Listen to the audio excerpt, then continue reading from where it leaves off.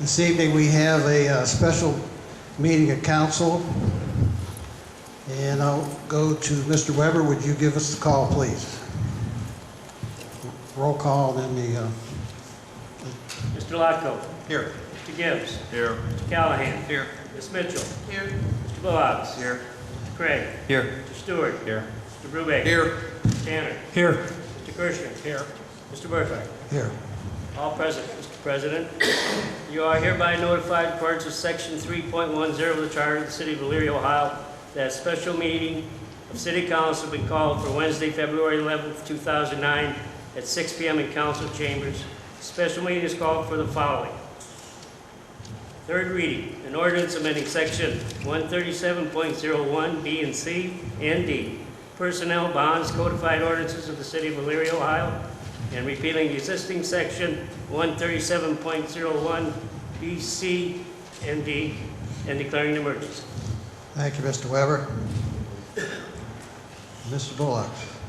Yes, Mr. President, I move this ordinance be passed on its third reading under suspension of rules. Second. Second by Mr. Stewart. Mr. President, We need emergency. We need emergency.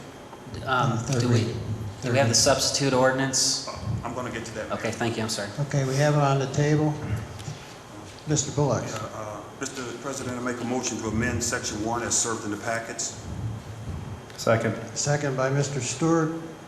Discussion on the amendment. Question? Question on the amendment. All in favor signify by saying aye. Aye. Opposed, nay. Motion carried. On the ordinance, discussion, Mr. Alvaco. Mr. President, through you to the Law Director. Mr. Schilling, can you comment now that you've had some time to look at this, and how do you feel about any concerns as far as litigation, et cetera?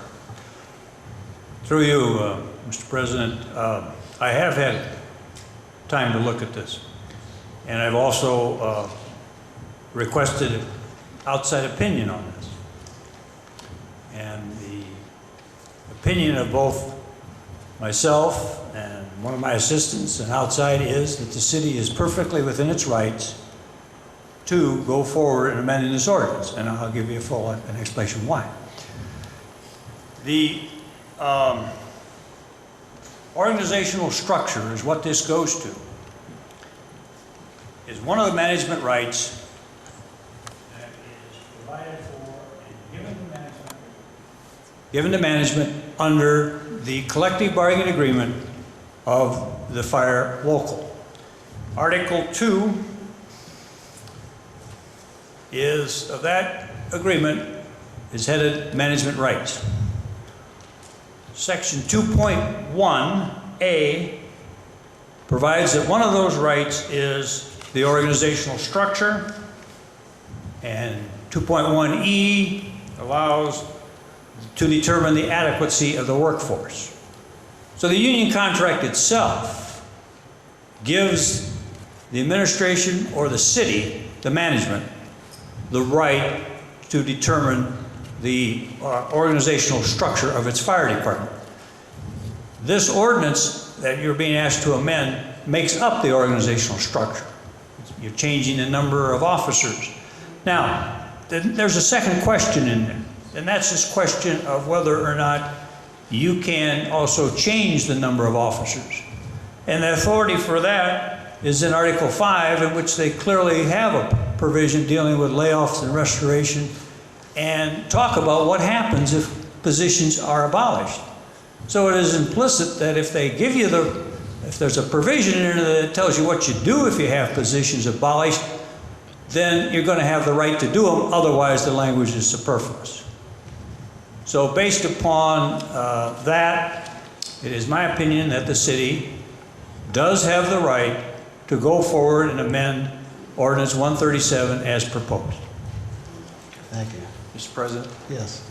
Mr. Riley, want to make some comments, or Okay. Mr. Marks? Yeah, we'll get Mr. Okay. Gibbs first. Yeah, Pete, just through you, Mr. Chairman. Yes. Does the contract supersede this anyway? Is that what you're telling me? No, I didn't say that. Okay. I said the contract reserves certain rights to the city, and one of them being management rights. So would So in effect, since it's preserved to the city, through bargaining, then that particular part of that ordinance overrides or supersedes the contract. The contract itself does not provide or have any provision for the makeup of the fire department. It doesn't tell you how many fire people you have, firemen or women you have to have. Persons, I guess, is the correct word. It doesn't tell you how many chiefs, how many assistant chiefs, how many captains, how many lieutenants. That is not in the contract.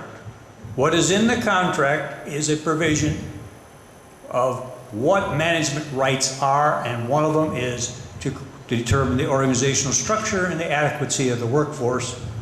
And that is what that ordinance is designed to do, as far as I'm concerned. And that is what the amendment is doing, is changing the organizational structure and reducing the number of, I believe, captains and lieutenants. It is not at this time, or authorizing an actual reduction and the possible reduction of assistant chiefs. So in layman's terms, Why don't you spell out what you think it says, Mr. Gibb? You seem to be an expert in a lot of things. well, you know, a lot of oversight, we seem to rush things, don't we? What? We seem to rush things and there seems to be oversight. What's the oversight? Well, I'm going to ask you a question, okay? Go right ahead. And the question is in layman's terms, does it not get grandfathered in if a contract had been negotiated already by this bargaining unit or group, and then we are now changing that? No, because it preserved our management rights. Okay. And that contract has had that provision for management rights in there for a long time, and it has the management rights in the current contract. Okay. Okay, thank you. Yes, Mr. Craig. Since the management rights are reserved through you to the law director, does this also then, modifying this ordinance, allow us to make demotions so that we can comply with the ordinance? Through the proper channels, yes. What do you mean by the proper channels? Civil service laws, you have to go through a certain procedure. Once you reduce the number of authorized positions, then you have to follow the procedures and process that is provided under our charter, which then refers to the Ohio Revised Code. So there is a procedure that has to be followed after this is, if this is passed. Could you just kind of give us an overview of what that procedure is?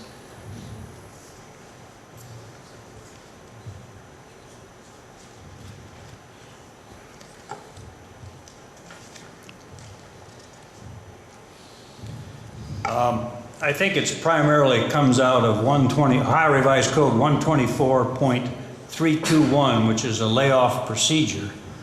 And basically, if the position in the service, is going to be abolished, then you have to file a notice with your Civil Service Commission, I believe is the primary thing. So there are additional things, and you have to state why, and you have to verify the lack of funds. You have to say where the lack of funds are and which of those positions and why that you are doing it. So that has to go to the Civil Service Commission.